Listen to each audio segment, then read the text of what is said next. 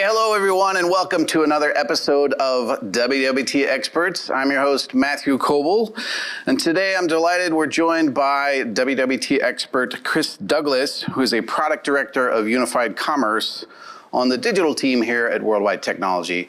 Chris has been with Worldwide about 5 years now, has worked with a number of our clients on digital strategies and other things like that. Before Worldwide, was running his own startup, and then prior to that was in the agency world, again, guiding clients through all the complexities of digital. So we're delighted to have him here today to talk about Unified Commerce. Please welcome Chris Douglas. Chris, good to see you, man.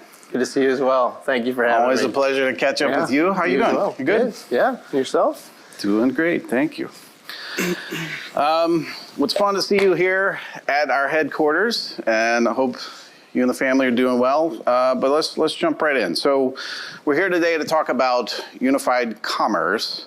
And I know for some out there that might be, just like set the baseline. What do we mean by Unified Commerce? It's come up in some other expert sessions, but give us the refresher. Sure, yeah. So Unified Commerce is really kind of our architectural philosophy around how we see the commerce experience. The unification really speaks to the ability to connect, all of your customer-facing channels with all of your, important back-end systems through, really kind of one seamless layer. Be able to realize, real-time updates, personalization, inventory, things like that, all of the critical components of both the customer and the operational experience. Yeah. Well, so then is that, for those out there thinking about that, is that really just something that's done in retail? Or, what other industries do you see out there that are thinking about how to get to that unified commerce point of view?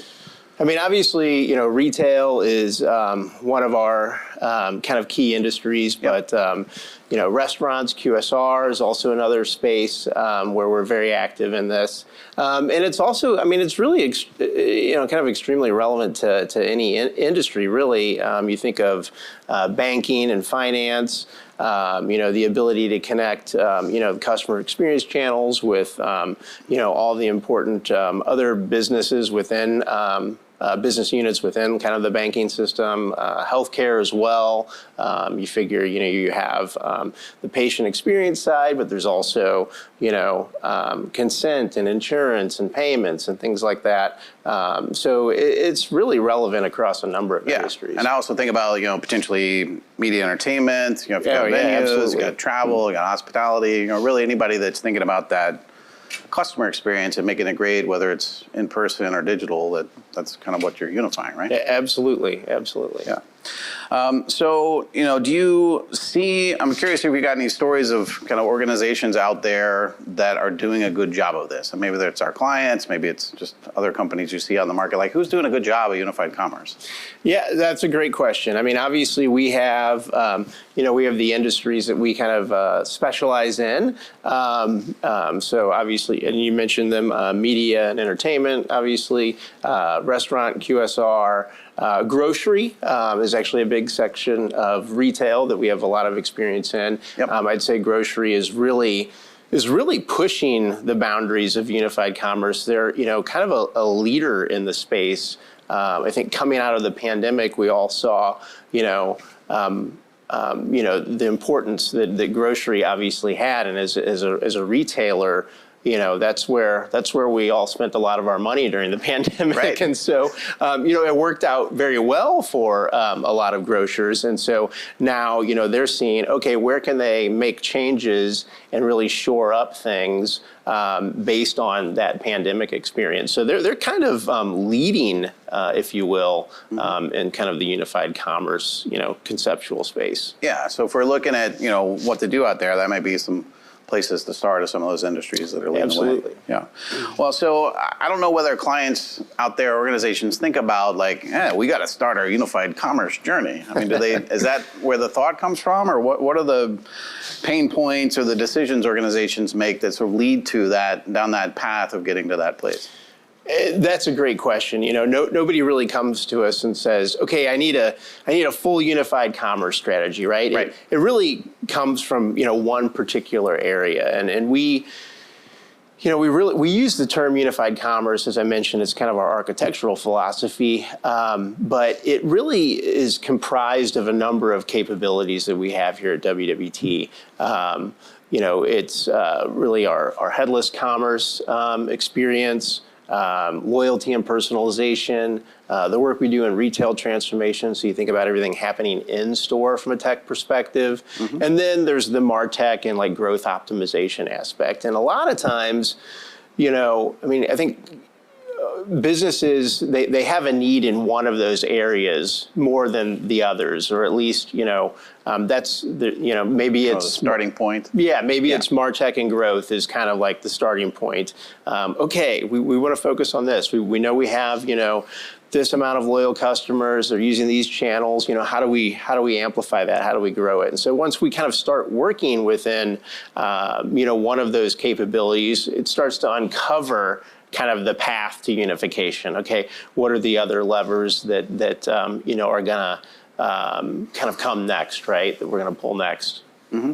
Well, and I want to kind of drill into something you mentioned there too about headless commerce. Like, what do you mean by? And some out there may know what we're talking about. What does headless commerce mean? So headless commerce is really, again, it's a very much an architectural first philosophy about creating a single kind of management layer to your omni-channel strategy. Mm-hmm. So you think about a business would have, a mobile app, a website, maybe obviously their in-store channels, maybe even social channels, maybe even a third party, a third-party storefront.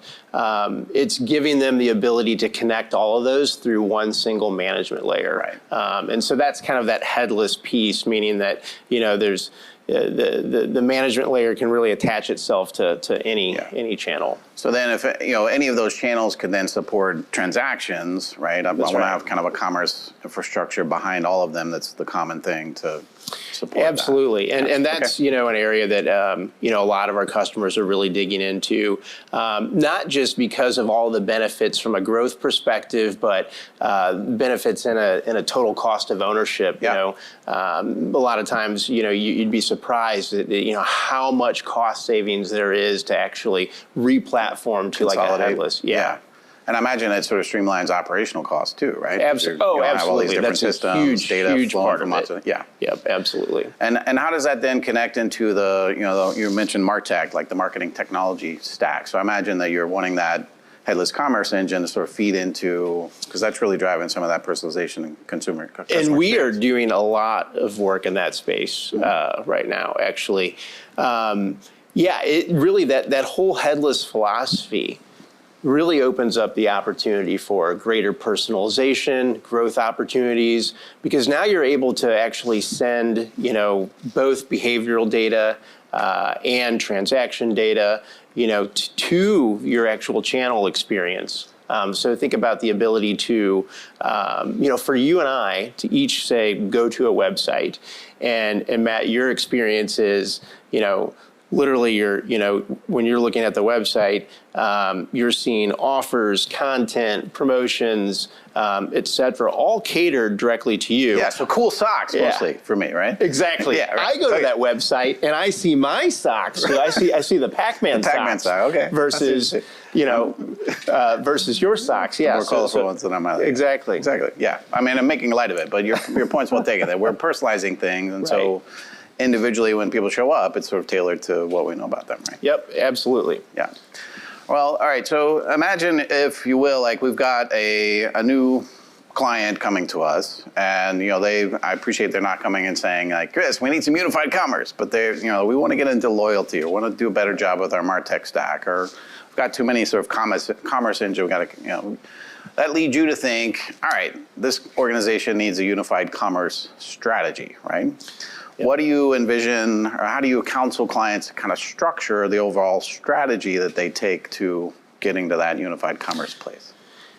Yeah, that's a great question. I mean, a lot of it starts on the data side, okay? Mm-hmm. Understanding, the client's kind of existing data practice. How mature is it? How clean is it? How managed is it? And then, so that's a big part of it. And then also then looking at, their kind of architectural landscape, like what systems are making up, their various channels. Are they connected? Are they disconnected? Do they have an off-the-shelf platform here and a custom platform here? And so really a lot of it is the combination of what systems are in that ecosystem and then what does their data strategy look like? And so are organizations generally like in a good space to be ready to do that? Or is there sort of background work that you see that companies need to sort of tackle first? Or, how do you go, you set the strategy vision, right? And then there's like, you jump right into that, or is there background work to do? There's definitely background work to do. Yeah. Tell us about some of that. Yeah. So a lot of times, we'll, maybe it's one of our capabilities that a client has engaged us upon, let's say loyalty, for example. And it's, okay, well, what does the loyalty engine look like? Is this something off the shelf? Is it custom built? How's it integrated? What are some of the dependent systems? So, a lot of the background work is really doing, an overarching system assessment, whether it's within that one specific capability or the broader kind of unified sense of it, we'll generally get there at some point because if you think about, even just the approach from a loyalty perspective, it's your loyalty system's touching a lot more than just the commerce channels anyways. So, you kind of quickly start peeling back the onion. Mm-hmm. Well, I want to speak a little bit to the customer experience around all of this, right? Mm-hmm. So I think, the way that we mostly experience kind of the things that you're collaborating with clients on is as consumers out in the world as we move through, kind of the B2C landscape of who we are and what we do. And I do know that we want to get those places where, we kind of, organizations kind of delivering that unexpected, amazing experience to us. Are there good examples out there that you can think of to sort of represent a good aspiration for organizations about companies that are doing it at that that are doing level? It well? Yeah, who's doing it well? Yeah, I think there's a number of brands that any one of us experience almost every day. As a homeowner, I spend probably every weekend at Home Depot, trying to get something off my wife's list. A little DIY action. Yeah. And so, Home Depot, they're obviously excellent at it, right? They're doing a great job. Target is another one. I think there's a number of brands that we're all, very experienced with. Mm-hmm. Some on a weekly basis, some less so, but that are doing it really well. And there's a lot of brands that are making good attempts, but they're not quite there yet. Right. Yeah. I probably have more of those stories than I do of. Well, what are some of those you think would be notable, and like are there easy fixes there? Or is it, like I get annoyed personally when I'm, go in the healthcare system, I fill out the same form I filled out so many multiple times, right? Or, I'm going to rent a car and I got to sort of stand in a queue and I think they have all the information they need. Just give me the keys. Yeah, and that is a perfect example of things not being unified, right? Because there's a lot of times what happens is you think about any business, it's really made up of multiple business units, right? And all those business units have their own processes, and their own processes involve using their own tools, whether that's a custom built tool or something, third party. And so that's really where the breakdown happens, is working across business units within an organization. And that's, one of the challenges that we're constantly working with is, trying to help companies work through these different business processes across these different business units and create that unification. Because it's not always just tech. Sometimes it's, a change management piece as well. Mm-hmm. And it sounds like the best way to do it is these small incremental improvements, right? Absolutely. As opposed to like one big swing to make it all better. Right. That's almost impossible. Right. But I think some organizations think we're like, if we do all these things, it'll be magically better all the way around. Definitely. And you can't really start that way. Yeah. Yeah. Well, talk to us a little bit about how, the work you're doing with Unified Commerce affects the employee experience, right? Because I think that there's some ramifications there too. And, well, speak to that first, and I may build on your answer. Yeah, there's really an employee aspect to any one of these, whether it's loyalty and personalization or growth and optimization, you think a lot of times that is really the marketing team, the product team, bringing them together through, a more unified experience. And that unified experience, generally changes that employee experience, right? I mean, that's a lot of times, one of the main outputs, right? Besides the customer experience is we're now changing things on the employee experience side of things. So whether it's how they perform tasks, new tools they're using that are just more streamlined, or we're cutting something out of the process. I can tell you, like on the headless commerce side of things, total cost of ownership is one of the kind of main drivers there. Mm-hmm.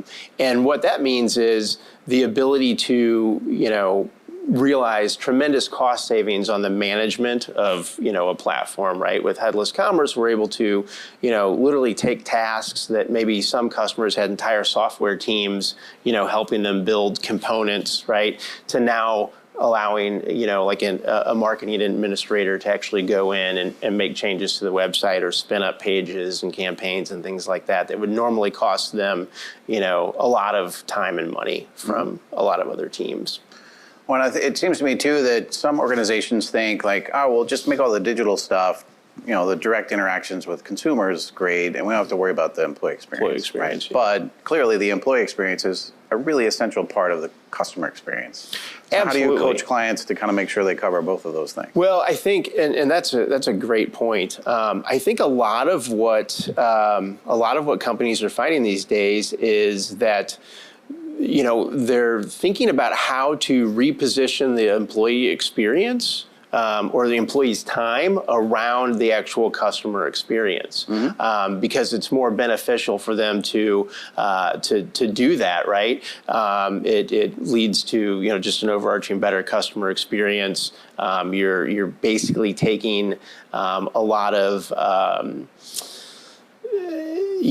tasks that kind of aren't necessary and figuring out, other ways to accomplish them. Obviously, the introduction of, AI and machine learning. Yeah, I'm going to ask you about that in a minute. Obviously, obviously can remove a lot of redundant tasks and things like that, or commoditized tasks, and focus the actual employee experience on satisfying the customer experience needs. Yeah. I think any one of our clients right now is very much focused on that, and they're already seeing huge returns because a better customer experience is going to lead to more loyalty, right? Mm-hmm. Higher revenue opportunities. Exactly. Yeah. Well, so as organizations are sort of thinking about that unified commerce strategy, whether they're calling it that or not, right? But you're guiding them that way. And you've got to blend together customer experience, employee experience. Are those two separate work streams that you think about, the employee side versus the customer, or do you really kind of blend those together and make sure they're working in harmony? Yeah, that's a great question. I mean, sometimes they are different work streams, especially depending on, how extreme of a transformation we're looking at. Sometimes the employee experience is just literally, the effect of the employee experience is literally just the byproduct of, say, one of those strategies, right? Like, marketing, MarTech and growth, for example, the concept of automation. It's like, okay, well, this marketing job just got easier because we're literally automating a number of these processes that, someone was maybe doing manually or teams were doing manually before. Yeah. All right. Well, I do want to comment. You mentioned AI. I got to bring that back. So, a lot of energy out in the marketplace around, especially generative AI, but, AI more broadly. What are some ways that you see artificial intelligence sort of connecting into all of the things we've been talking about today within that unified commerce umbrella? That is something that we are seeing, unfold rather quickly. Absolutely. Obviously, the speed at which like Gen AI has kind of come into market and just really started changing things. It's already being introduced into a number of tools. There's, headless DXP and CMS platforms that we're working with. Some of our partners have already introduced, AI, generative AI into the platforms themselves to, again, further optimize the employee experience. So the folks that are actually, working on the client side that are, working within the platforms are now experiencing the benefits of Gen AI within the platforms themselves. Same with a lot of the marketing tools as well. So the introduction of generative AI and just AI in general in some of these platforms, they've just advanced tremendously, in the past few months even. Right. Yeah. It's been very fast. Very fast. Absolutely. Well, and do you see, I know there's always some tension around AI that, we're going to lose some jobs, but I'm curious, are you seeing that, in the retail spaces you're thinking about, or more broadly the commerce spaces, is that my sense is more amplifying the talents of an employee or improving the customer experience, not sort of replacing anything. But what's your take on that? I agree 100%. Like it's amplifying the capabilities that someone has, I think in maybe instances where it is introducing changes in employee tasks or whatnot, companies who actually are adding these capabilities are finding now that, again, they can shift their employees' times to other things. So instead of actually losing jobs per se through the introduction of AI, it's actually just allowing companies to adapt and find new opportunities for their workforce. Yeah. All right. Well, Chris, I always like to kind of wrap by asking our experts to peer into the future. We talked a little bit about AI, but if you think, 3 years out, 5 years out, the things you're doing with unified commerce today, what the market's doing, what exciting new realms of possibility do you see out there that we should look forward to? Well, I think there's a lot of exciting things to come. I think, unified commerce, the whole concept of unified commerce will clearly still be around. It's just what are all of the channels? What are all the things that it'll affect? And, I think, being able to get into AR, I think is going to have, it's already there. It's already in the retail space, but, It's just hasn't evolved that much. And do you see the augmented reality being in location where I'm doing my I see people using more AR in retail and physical retail. I think that's going to be in a venue or whatever. Yeah, that's something that's definitely coming. People are really starting to play with it. In the metaverse, right? In the 3D space as well, being able to blend the 3D space with the physical space, or just the addition of the commerce channels. You think about all the branding opportunities that companies have, potentially within the meta space. So I think those are two areas that are definitely going to advance. And then, obviously everybody's talking about last mile with drones and things like that. So, there's definitely going to be progression there. I think, there's certainly companies that have entered that space already. You may have seen the pizza delivering robots that, were literally getting destroyed on the sidewalks of San Francisco. They were, and some of them got, our daughter is at a university that has those. Okay, there you go. Cute, but they're also getting beat up a little bit. Yeah, exactly. Yeah. So while that's fun and everything, it's okay, let's see what the real practical implementation of this is in the future, So when do you think, when's the first time you think a drone is going to deliver a package to the... Something to me? To you. Well, I live out in the middle of nowhere. I know, that's why I think it'd be useful for you. So I'm actually the most applicable to have a drone come and just drop something in the front yard, probably, yeah. And do you think it'll be for you, or one of your kids got something that you didn't know about? I will say I did see a drone actually just drop into our yard a few weeks ago. Yeah, yeah. But somebody in the neighborhood apparently. Yeah, no package was attached to it. Right. I think we're a little ways out from that being mainstream. Yeah. I agree. I think it's cool experiments and stuff like that, but it is. But I do hope to see it when it's appropriate. Right. Yeah. Cool. All right. Last comment I want to share with you. I had the good fortune to go to the WWT Championship, the PGA Tour Golf Tournament that Worldwide sponsors. Oh, you got to go to that? I did get to go. It was very nice. But I was looking at the map. I don't. I was looking at the map, and I'm like, San Diego, down the Baja Peninsula to Cabo. Motorcycle ride? You in on that next year? Did you definitely, do that? yeah. Okay, maybe we do that next year. You might have to convince my wife. Talk to your wife. Yeah. Okay, cool. Well, thank you, Chris. Great to see you again. I appreciate you joining us to share your expertise on unified commerce. Thanks for coming. Always good to be here. It's great to see you as well. Great to see you too. Hey, and thank you for joining us today. Another great episode of WWT Experts. We've got plenty more on the calendar coming up. Lots in the back catalog that you can watch anytime on demand. Head to wwt.com/events. And you can check that out. If you joined us today, love to hear from you through the survey, or you can email either one of us with any questions you may have or feedback you'd like to give. And that wraps another WWT Expert Sessions. Thanks for joining us, and we will see you next time.